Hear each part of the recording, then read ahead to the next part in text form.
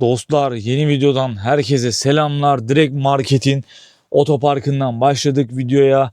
Direkt içeri gireceğiz. Bu markette neler var? Bu markette yok. Aklınıza gelebilecek her şey. Balık takımlarından tutun ikinci el kıyafetlere, saatler, telefon var mı emin değilim. Yetişkinler için seks shop bölümü bile var. Aklınıza gelebilecek her şey var. Yemek de var bu arada. Zaten birazdan içeri girip hepsini inceleyeceğiz. YouTube'a başlangıcım istediğim gibi oldu ama olmadı. Vlog tarzı başlamaydı. Yani uzun vadede YouTube'daki planım bu zaten. Videoların bir başlığı ama elle tutulur bir başlığı ve onun yanında buraya gittim buraya geldim gibi şeylerin yanında vlogumsu, yani ikisini de harmanlayarak bir şeyler yapmak istiyordum. Tam böyle istediğime yakın, kanalımdaki en iyi bence bu video Mambo videosu olsa gerek. Her video benim için tabii ki güzel çünkü çok büyük emek, çaba sarf ediyoruz her video için. Mambo videosu kesinlikle tam bu istediğime yakın bir şey oldu.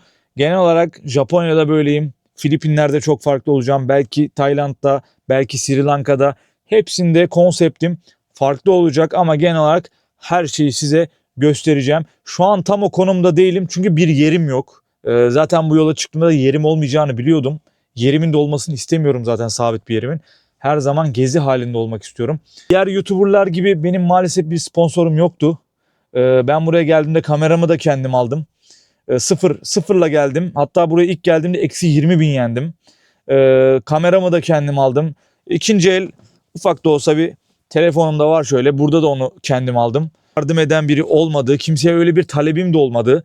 Bu yolda geri gelirse, yani geri gelecek parklarda uyuyacağım ki uyudum. Camide ben burada 10 günde uyudum. O tarz şeyler de olacak. Bunları çok fazla detaylı açıklayacağım. Benim şu an videolarda söyleyemeyeceğim şeyler bile var. Yaşadığım yerle alakalı, yaşadığım süreçteki şeylerle alakalı söyleyemeyeceğim şeyler var. Onların bazılarını tabii ki söylemek için ülkeden gitmem gerekiyor belki de. Japonya'da yaşadığım şeylerle alakalı bir videoda yapacağım. Bu herhalde Japonya'daki son videom. Bundan sonra Filipin'e gidiş anımdan bir vlog düşünüyorum. Sonra tekrar Japonya'ya girmeye çalışacağım. Girebilirsem inşallah kalan videolarımızı çekip yolumuza devam edeceğiz. Şimdi yavaştan içeri gidiyoruz dostlar. Videoyu girişte çok fazla göstermemeye çalışacağım. İçeride rahat çekim yapabilmek için. Kasiyer tarafları böyle biraz cins oluyor. Dostlar, şimdi gerekli izinleri aldık. Gerekli insanlar arandı. Gerekli sorular soruldu. Dostlar, Japon kültürüne has güzel böyle bir hediyelik eşya gibi bir şey var. Bakın fiyatı da çok uygun. 300'e 500'e koymuşlar. Buradaki bozuk paralar bile onları almak için yeterli. Yani çok random kurulmuş bir dükkan. Bakın mesela hemen şurada ne var? For Switch diyor. Şey mi? Direkt kendisi mi yoksa tutacağı mı? Bilmiyorum gerçekten. 200 yenlere falan koymuşlar. Böyle Nintendo şeylerine benziyor. Bayağı bu arada koridorlar geniş. Bu koridor bitiyor. Böyle 6-7 reyon var, bakın görmüş olduğunuz gibi. Arka tarafa bir 13-14 reyon daha var. Burada şapkalar var, bakın 80 yen. Yani çok uygun. Her tarzdan böyle şapka, tatilci şapkaları falan var. Hemen sağına geçiyorsunuz, böyle bu tarz şapkalar da var. Bunların çoğu ikinci el. Çoğu yani. Bazıları evet sıfır ama çoğu ikinci el, 88 yen. Bakın çok uygun fiyatlar bunlar. Bura için bile. Kitaplar direkt böyle bakın toplu satılıyor. Direkt 220 yene 1, 2, 3, 4, 5, 10 tane kitap koymuşlar. Gerçekten free. Bayağı free fiyatlar bunlar. Ve şu tarz oyuncakları falan da var. Japon kültürüne has bir şey olsa. Çünkü üzerinde Japonca bir şey yazıyor zaten direkt. Yanına bir bakıyorsunuz direkt random farklı bir şey daha. Anime her zaman olduğu gibi Mambo Otel'de de videoyu izlemeyen arkadaşlar kesinlikle izlemesi lazım. Dostlar, Japonların kültürüne has böyle tabakları, içecek kapları falan, yani normal bardakları olduğu böyle bir reyon var. Sağ tarafa döndüğünüzde biraz daha Avrupavari bira içeceklerinin, bira bardakları vesaire o tarz şeyler var. Bakın çok tatlı kaseler ve para değil. Gerçekten para değil. 33 yen. Yani üzerindeki camı bile daha değerlidir. 22 yen. Bakın kaseye bakın. Tam böyle Japon kültürünü böyle anlatan bir kase. Şöyle bakın 11 yen. çoğu şunların hepsi için 11 yen demiş. Bakın evi dizmek isteyenler direkt Kimball'a gelebilir. Bedava fiyatlar burada. Şuraya geldiğinizde hemen bizim biraz daha bakın bundan bahsediyorum işte tam olarak. Coca-Cola bardağı mesela bakın. Direkt Coca-Cola'nın bardağı. Çok güzel böyle çocuk bardakları falan da var. Bakın güzel çocuk bardakları. Hemen şuraya bir dönüyorsun şarap bardakları. Ondan sonra şuraya bir geliyorsun. Müthiş bir bira bardağı. Yine bizi karşılıyor. Gerçekten güzel ve fiyatı bedava. TL'ye vurduğunuz zaman yüksek ihtimal 2 TL 3 TL bile etmiyordur. 2-3 TL. Yani bunların hepsi bakın şu bira bardakları bunlar 2-3 TL yani. Bu arada Japonya'da kimse böyle Türkiye'deki gibi özellikle orada beyaz çorap harici kimse de göremezsiniz. Uzun çorapları çekerler. Bunlar o tarza çok fazla önem göstermiyorlar. Hemen böyle termal böyle ayağımı ısıtsın. Aha bakın mesela şu tarz nasıl desem size topuğum ısınsın o olsun bu olsun üşümeyeyim hastalanmayayım tarzında. Kendilerine kıyafet olarak çok bakıyorlar ama iş bakımında biraz daha böyle termalciler yani hani kendilerine bakıyorlar. Dostlar şu tarz reyonlara geldiğiniz zaman full ikinci el kıyafetler. Bakın bunların hepsi ikinci el. Direkt ben şu tarz random reyonlar da var. Bakın şu reyonun hepsi görüyorsunuz. Random yani. Bir şuraya bakıyorsun 60 yaşındaki insanların genelde giyeceği tarz pantolonlar mevcut. Şuraya bir gidiyorsun tamamen gençlere hitap eden böyle random sweatshirtler falan mevcut. Ama bunların hepsi ikinci el. Tekrar altını çiziyorum. Başkalarının önceden giydiği kıyafetler. Ben Japonya'da genelde hep şey aldım. Siz söyleyin. Japonya'da genelde hep ikinci el giyindim. Çünkü gerçekten fiyatlar uygun. Eğer inşallah başka vakit bir daha girersem Ikeen Street diye bir yer var. O Ikeen Street'te gittiğinizde bayağı bir şey var. Oradan fazlasıyla alabilirsiniz. Onun da videosunu başka vakit inşallah çekeceğiz. Dostlar kıyafetler olduğu gibi haliyle pantolonlar ya 55 yen. Bakın benim az önce 7-Eleven'dan aldığım kahve 110 yendi. Bakın bakıyorsunuz şöyle. Hiç de fena değil aslında. Uzaktan inşallah gösteririm şöyle size. Gayet normal tarz bir şey. Ama bunun dediğim gibi daha farklı yerleri var. Daha güzel yerleri var. Ikea Street gibi. 55 yani bu kıyafetleri kafadan çıkarmışlar direkt. Size öyle söyleyeyim. Bu fiyatlar o fiyatlar yani. Bakın 55 yen. 55 yenin karşılığı yüksek ihtimal 10-20 TL falan. Yok bile. Hatta öyle söyleyeyim size. 15 TL falan ediyor olsa gerek. Ee, Bakın görüyorsunuz. Şöyle biraz daha kadınlara hitap eden şeyler var. 200 yen, 110 yen falan ortalama bu fiyatlar. Monta geliyorsun. Montlar da aynı şekilde öyle. Normal bayağı bir kalın mont 220 yen. Da sıfır olup da iyi marka olan ürünler de burada mevcut. Bakın 1100 yen. Şunun için mesela ama dokunduğunuz zaman kumaşından bile anlaşılıyor güzel bir şey olduğu. 1100 yen yine aynı şekilde. Bu reyon biraz daha belli yani hani güzel bir reyon. Zaten anlaşılıyor ya bu arada bariz belli yani. Hani baktığınızda güzel şeyler var. Bakın bunlar gerçekten benim yani vallahi ben bunların hepsini giyerim. Hatta benim bu kadar güzel kıyafetlerim yok. Zaten 3-5 tane kıyafetim vardı. O da soğuk sıcak ülkeye gidiyorum diye çoğunu burada bırakacağım. Yine aynı şekil. Burada insanlar buradan giyiniyor. Bakın yani şey değil. İnsanlar buraya geliyor. Gerçekten alıyorlar. Gel kıyafet kültürünün bu kadar fazla olmasının nedenlerinden biri ise Japonya'da israf gerçekten çok önemli. Çok önemli. Yani çok dikkat ediyorlar. Özellikle eski kıyafetleri giyme konusunda yani dünyada bir numara. Yeni kolay yani bir şey almıyorlar yeni kıyafet. Çünkü her zaman eskilerle devam ediyorlar. Japon kültürüne has, Japon kültürüne özgü kıyafetler de mevcut. Bakın şu tarz uzun benim boyum kadar gerçekten. Boyum kadar kıyafet var mesela burada. Bunlar tamamen Japon kültürünü anlatan, anımsatan kıyafetler. Şu reyon direkt öyle mesela. Direkt. Gerçekten güzel. Dostlar boyum kadar yağmurluklar. Bakın şöyle videoyu almak için en az 3 adım geri gitmem gereken yağmurlukların fiyatı yine 550 yen. Gerçekten çok uygun. Zaten her yerde şemsiye insanlar ufacık bir damla aksın ellerinde şemsiyeyle dışarı çıkmaya dünden razılar. Gerçekten bavullara bakın mesela 8.000 yen. Bunlar biraz pahalı geldi bana. Bavul fiyatları evet biraz bir tık pahalıymış. Dostlar tabii ki her ürünler erkeklere hitap eden şeyleri çekecek değiliz.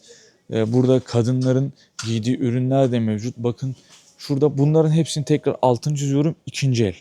İkinci el. Bakın mesela Japonların kendi böyle o filmlerde, dizilerde gördüğümüz tahta şeyleri var ya, yere vurduğunda mesela şöyle bakın yürürken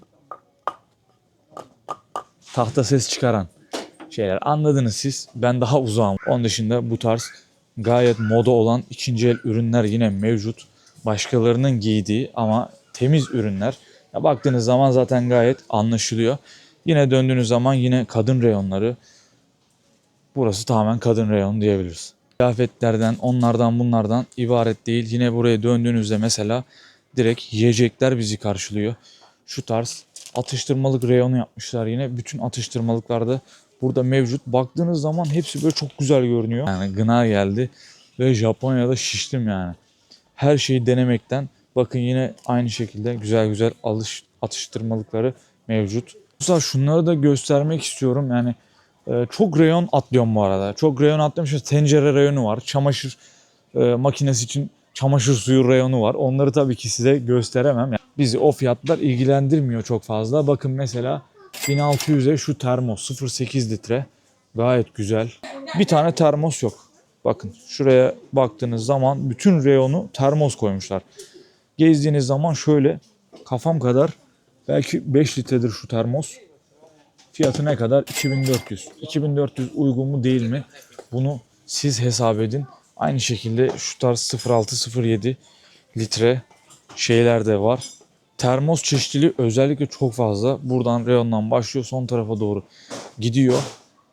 Buraya geldiğinizde daha küçük mevcut. Bakın görüyorsunuz. 350 milim. Ha, şurada direkt yazıyor. 350 milim termos fiyatı gayet uygun. Hala ben bunu birkaç yerde daha gördüm. Bu tarz albümler devam ediyor. Bakın mesela gerçekten çok güzel görünüyor. Görüntüsü hakikaten çok güzel. Andrew Donalds yazıyor. Şuraya bakıyorsun mesela. Allah bilir, belki bilmiyorum, belki 90'ların 2000'lerin başı. Aynı şekilde yine öyle. Eski oldukları bu arada bariz belli. Şunun mesela yeni olmasına imkan yok. Çok eski. Alıcısı vardır eminim. Yani olması zaten koymazlar buraya. Şuradan mesela rastgele bir tane seçip bakalım. Bakıyorsun manken gibi adam. Burada artı 18 bölümü var. Artı 18 bölümünde bakın şöyle artık fantezi kıyafetleri. Onun dışında yani aklınıza gelebilecek her şey, aklınıza gelebilecek. Şöyle bakın bir ton şey mevcut. Animeleri yine burada bir şekilde kullanıyorlar. Sağımda solumda her yer kaset. Bakın direkt görmüş olduğunuz gibi onlar sansürlemiş zaten. Bir şeyi sansürlememe gerek yok. Rastgele çekiyorum, bakın. Rastgele çekiyorum. Direkt cinsel içerikli yerler, bazılarını çıkaramam. Çünkü direkt şöyle şu tarz makineleri şeyleri de mevcut. Yine aynı şekilde şuraya baktığınızda fantezi kıyafetleri. Yine devam ediyoruz. İnşallah hepsi zaten sansürlüdür. Ondan dolayı gösterirken sıkıntı yaşayacağımı sanmıyorum. Bu tarz şeyleri de mevcut. Dostlar, o reyonu çok fazla çekemedim. Gerçekten çok, yani aklınıza gelebilecek en absürt şeyler içeride var. Bir tane Kolpaçino'nun şeyi vardı. Abi öyle bir tarikata denk geldim ki içeride işemeli sıçmalı ayım vardı. Patlamak istemiyorum yani. YouTube'a yeni başladık. Başladığımız gibi her şey gitmesin. Ama aklınıza gelebilecek her şey var. Bak gerçekten. Videoyu aldım ama koyamayacağım buraya. Güzel güzel filmlerimiz bakın şurada mevcut. Film izleyenlerin, sevenlerin hala böyle 2000'lerde falan kaldı bunlar biliyorum ama yine vardır yani tutkunları. Bakın hepsi zaten sararmış. Şunların etiketlerine bakıyorsunuz. Hepsi sararmış. Şöyle şu tarz plak mı bunlar? Plaklar da varsa aynen öyle sanırım ya. Ben bilmiyorum çünkü o döneme yetişemedik. Şöyle bakın kasetler de yine mevcut. Sol tarafımız sex shop tarafı olduğu için orada çok fazla kadın erkek var. Sadece şey yok. Tabii ki o olay sadece erkeklere özgü bir şey değil. kadın erkek herkes orada olduğu için şimdi adama söz verdim. Kimseyi çekmeyeceğim dedim. Güzel bir reyon daha. Gerçekten çekmek istediğim bir reyon. Bakın bunlar ne oluyordu ya? Ben bir kere yapmıştım. Sap mı? Sap ama bu biraz küçük. Beldibin Antalya'dayken can kurtarmak yaptığım zaman ilk kez ben de deneyimlemiştim. 2200 bakın. Baya büyük bir şey. Şöyle aynı şekilde bunlar ne oluyordu? Yine bilmiyorum, ben çok cahilim ya. Karda şey yaptığımız mı? Sürdüğümüz şey mi? Bilmiyorum, gerçekten bilmiyorum. Fiyatı 2200. Yine aynı şekilde şöyle yukarıda bir şey var. Kayak vesaire tarzı şeyler olsa gerek. İlgilenenlerin çok anlayacağı ama benim anlamayacağım şey. Şöyle tenis topları 800 yene koymuşlar. Burası bayağı güzel bir bölüm bu arada. Hemen şöyle köşeyi dönüyorsunuz. Sanırım tulumlar bizi karşılıyor. Tulumlar olsa gerek. 330 yen, 440 yen gibi fiyatlar. Çok düşük fiyatlar bunlar gerçekten. Dostlar, Oreo'nun hemen sol tarafına bir geliyorsun. Şöyle bakın. Kaykaylar. Kaykaylar şöyle bütün reyon mevcut ve fiyatları 1600 yen. Türkiye fiyatıyla uyarlıyorum. Türkiye'deki fiyatlarını bilmiyorum. Yine fitness bölümü var böyle. Bakın bir ton fitness şeyi var. Dönüyorsun, halılar. O kadar garip bir yer ki, gerçekten çok garip. Bizim Türk halılarına benziyor. Dediğim gibi sol tarafında ufacık böyle bir malzeme, sağına bir dönüyorsun. Şöyle şu kadar koltuk takımı. Bakıyorsun fiyatına 8800 yani, çok iyi bu arada. Gerçekten şöyle dokunduğunuz zaman anlıyorsunuz. Gerçekten güzel malzeme. Japonların yaptığı ben bir tane kötü malzemeye denk gelmedim. Şöyle yer minderleri tarzında şeyler de var. Gerçekten güzel. Dostlar, şunu sakın içmeyin. Bakın alkol reyonunu göstereceğim şimdi size. Bunu içiyorsun. 2 tane. Diyorsun ki hiçbir şey yok. Ayağa bir kalkıyorsun, dünyan yok. Direkt bittin yani. Paketsin. Sakın denemeyin. Böyle bakın şaraplar 800 yen, 700 yen ve bunlar sert şaraplar. Mesela Bordeaux'un Fransız, bakın şarap gayet güzel bir şarap. 800 yen, 850 yen düzeltiyorum. Bu kötü şeyleri yok ya bunların. Kötü alkolleri yok bu arada. Şunlar biraz daha yerel alkolleri. Adamı yine bayıltan cinsten. Bunların bünyesi bakmayın sağlam. Çok böyle şey görünüyorlar, hani mülayim bir havaları var ama çünkü kendileri olduğu tek yer içtikleri an Japonların. Onun dışında kolay kolay kendileri değiller. Bakın şu tarz bir artık nedir adı bilmiyorum. 27.500 ama gerçekten çok güzel görünüyor. Çok güzel görünüyor. Tam böyle Japon kültürünü anımsatan şu tarz şeyler. Bir de bir tane panda var, sürekli onu koyuyorlar. Ama bakın mesela güzel bir ayı. Şöyle bak, bayağı büyük. 1100 yen bedava. Hiçbir şey değil. Ya onu göstermem lazım size. Hatta böyle bir tane çizgi filmde falan da vardı yani. Alıcısına şu kadarlık bir fiyatta koskocaman piyano var. Bunu nasıl eve götürürler bilmiyorum. Belki yardımcı olurlar. Dostlar, direkt böyle balık, olta, o tarz şeylerle ilgilenenler varsa o tarz bir bölüm de var burada. Bakın şöyle balıkçı şeyi. Ondan sonra hemen sol tarafına böyle oltaları koymuşlar. 175 yani böyle küçük bir olta var. Biraz daha sağlamları böyle 1320 yen falan. Baktığınız zaman gayet güzeller ha bu arada. Fiyatları 100 yen, 200 yen, 1000 yene de şöyle sağlam da var. Şöyle büyükleri de 800 yen. Gayet güzel ya, gayet çok uygun. Mesela hemen sağ tarafına bir dönüyorsun. Hemen onların malzemeleri. Adam sana oraya koyuyor, dönüyorsun. Burada da diğer malzemeleri de mevcut. Hemen buradan almanı sağlıyor.